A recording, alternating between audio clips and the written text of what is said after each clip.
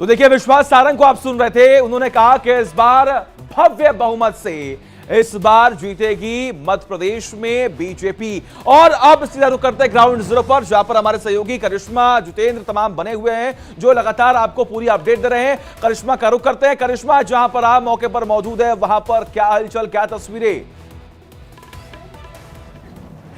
बिल्कुल सचिन, देखिए चुनावी शोर है और मध्य प्रदेश में जिस तरीके से सियासी पारा हाई है, अब से कुछ ही देर में यहां पर भी वोटिंग की प्रक्रिया शुरू हो जाएगी और सीएम भूपेश बघेल यहां पर वोट डालने आएंगे सपरिवार। फिलहाल तस्वीरें आपको दिखा दूं, मैं इस वक्त पाटन विधानसभा क्षेत्र में हूं और यहां के पोलिंग बूथ की तस्वीर जहां पर भूपेश बघेल पहुंचने वाले हैं अब से कुछ ही देर में। हालांकि समय की अब तब्दीली की गई है, बताया जा रहा है कि 10 से 11 बजे तक यहां पर सीएम भूपेश है, उसके बाद भी पहुंच सकते हैं।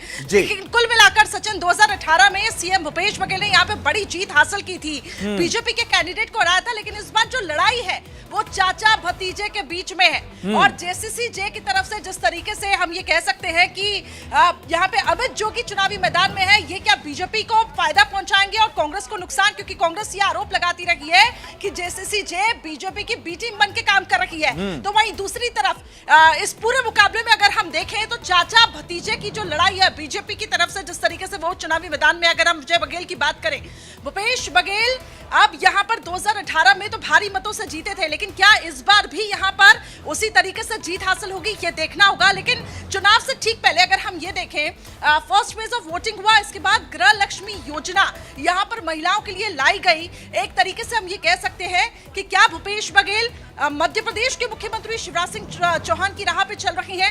महिलाओं को आखिर किस तरीके से फायदा पहुंचाया जाए? बिल्कुल करिश्मा, सबकी नजरें इसी बात पर टिकी हुई है कि जो लोक लुभावन लगातार तमाम दावे वादे किए गए थे, क्या इसका इंपैक्ट पड़ेगा और क्या सरकार रिपीट होगी? वैभव लगातार बने हुए हैं हमारे साथ। वैभव, पिछले 1-2 महीनों से आप ग्राउंड पर हैं और जिस दिन का इंतजार आप सभी कर रहे थे, जनता कर रही थी, वो दिन आज है। आप कहां पर मौजूद हैं और वहां पर क्या है माहौल?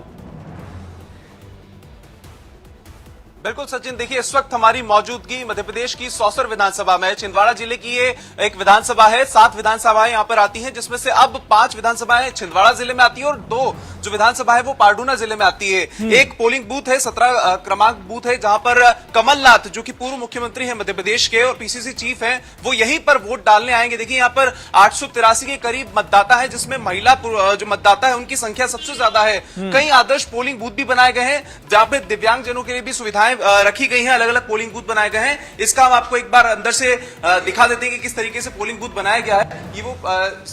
ये वो एरिया होगा जहां पर सबसे पहले चेकिंग की जाएगी उन आईडीज की और वोटर आईडीज की, जहां के उसके बाद अंदर उन्हें भेजा जाएगा जितने भी मतदाता हैं। अभी देखिए आप कोशिश की जा रही है कि जितने भी मतदाता आ रहे हैं सुबह सुबह, क्योंकि संख्या कम होती है, तो बुजुर्ग मतदाता यहाँ पर वोट डालने की जो प्रक्रिया है उसमें शामिल हो चुके हैं। अलग अलग इलाकों से यहाँ पर आ रहे हैं। सौसर में कई गांव आते हैं, वो सभी यहाँ पहुंच रहे हैं और 7:15 का समय दिया गया था जब कमलनाथ अपने पूरे परिवार के साथ यहाँ पर वोट डालने आएंगे। नकुलनाथ और कमलनाथ दोनों यहाँ पर पहुंचने वाले हैं अब से कुछ ही देर में और सच्चाई का साथ देंगे। कितनी सीटों की उम्मीद के साथ पहुंचे सर आप? मैं जनता पर, मतदाताओं पर विश्वास कर रहा हूं।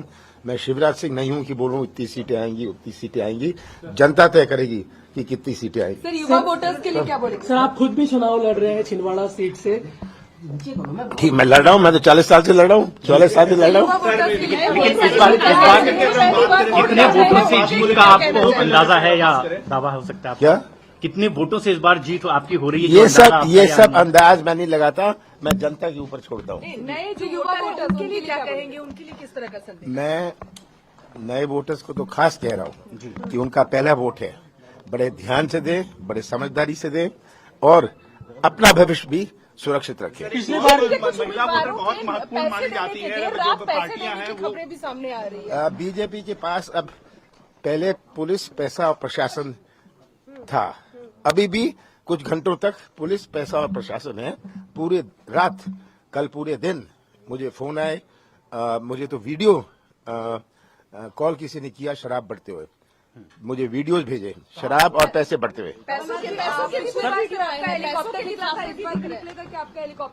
क्या पिछली बार आपका हेलीकॉप्टर खूब चर्चा में रहा था, इस बार भी निकलेगा क्या? क्यों चर्चा में? हेलीकॉप्टर में मैं जा रहा था, सब जगह गया। चर्चा शिवराज सिंह किस में गए? 2 व्हीलर में। सर, पिछले इस बार मध्य प्रदेश में किस मुद्दे पर जनता मतदान करने जा रही है जो आपको लग रहा है? जो बर्बाद प्रदेश, चौपट प्रदेश, शिवराज सिंह जी ने बनाया है। सर पिछले बार जो कांटे की टक्कर थी कुछ सीटों पर पेच फंस गया था, ऐसी स्थिति हो सकती है सर इस बार? सर क्या आपको लगता है जो जनता इस बार वोट करेगी वो एक तरफा वोट करेगी पूरी तरह से? ये जनता तय करेगी। चलो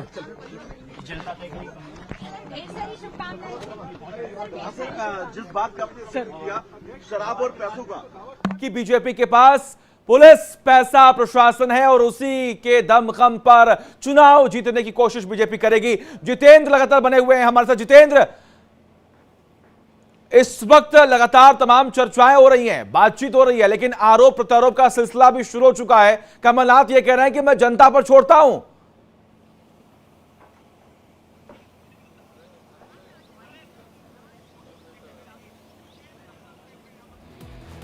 बिल्कुल, देखिए मध्य प्रदेश की हम बात करें तो लगातार ये देखने को मिल रहा है कि मुख्यमंत्री शिवराज सिंह चौहान जिस प्रकार से चुनाव लड़ रहे हैं और जिस प्रकार से कांग्रेस इस बार चुनाव लड़ रही है, कमलनाथ की हम बात करें तो जो आरोप प्रत्यारोप का सिलसिला है वो लगातार मध्य प्रदेश में देखने को मिल रहा है। मध्य प्रदेश की राजनीति में लगातार पैसे, पुलिस और तमाम जो चीजें हैं इसके जो आरोप है वो कांग्रेस लगा रही है। हालांकि बीजेपी का भी यहाँ पर साफ तौर पर कहना है कि किसी भी प्रकार से जो प्रशासनिक कार्य है, प्रशासनिक तमाम चीजें होती हैं उसका प्रयोग नहीं किया गया है। कुल मिलाकर इस बार मध्य प्रदेश में जो टक्कर है वो कांटे की देखने को मिल रही है। जहां एक और मुख्यमंत्री शिवराज सिंह चौहान विकास के नाम पर वोट मांग रहे हैं जनता से, तो वहीं कमलनाथ इस बात से वोट मांग रहे हैं कि आपको अपना भविष्य तय कर रहा है कि आपका जो भविष्य है वो किस तरह का होगा, किस तरह से आपको जो तमाम चीजें हैं वो देखना है। तो देखिए मध्य प्रदेश की हम बात करें तो मध्य प्रदेश की जो स्थिति है वो इस बार किसी से छिपी नहीं है। चाहे मध्य प्रदेश के ग्वालियर चंबल संभाग की बात करें, मध्य प्रदेश के मालवा निवाड़ की बात करें, मध्य प्रदेश के विंध्य संभाग की बात करें, यहाँ पर जो स्थितियां हैं वो काफी अलग नजर आ रही है। जाहिर सी बात है कि जनता वोट डालने के लिए बाहर जरूर निकल रही है, लेकिन इस बार वोटर काफी साइलेंट रहा है। और जिस प्रकार से इस बार यहाँ पर चुनाव प्रचार किया गया, दिग्गज नेताओं को मध्य प्रदेश में आना पड़ा, चाहे बीजेपी की बात करें या फिर कांग्रेस की बात करें,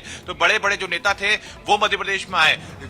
जो रैलियां थी वो कई रैलियां की गई हैं और उन रैलियों के माध्यम से कहीं ना कहीं प्रचार प्रसार भी काफी किया गया है। तो देखिए सचिन, सबसे बड़ी बात यही है मध्य प्रदेश के विधानसभा चुनाव की अगर हम बात करें तो 230 विधानसभा सीटों में है और ऐसे में 114 यानी कि जो 100 का आंकड़ा जो पार करेगा, जो 114 या 15-16 तक पहुंचेगा, वही मध्य प्रदेश में सरकार बनाएगा। और जिस प्रकार से कल रिपोर्ट निकल कर आई थी उसके मुताबिक ये बताया जा रहा था कि 100 सीटें वर्तमान में दोनों ही पार्टियों के पास है और 30 सीट जो है उस पर ही ये देखना होगा कि वो कहां, क्योंकि देखिए निर्दलीय भी काफी। चलिए ठीक है जितेंद्र, आप लगातार बने रहिए। देखिए इसी बीच एक बड़ी खबर सामने आ रही है। बीजेपी प्रत्याशी कैलाश विजयवर्गीय का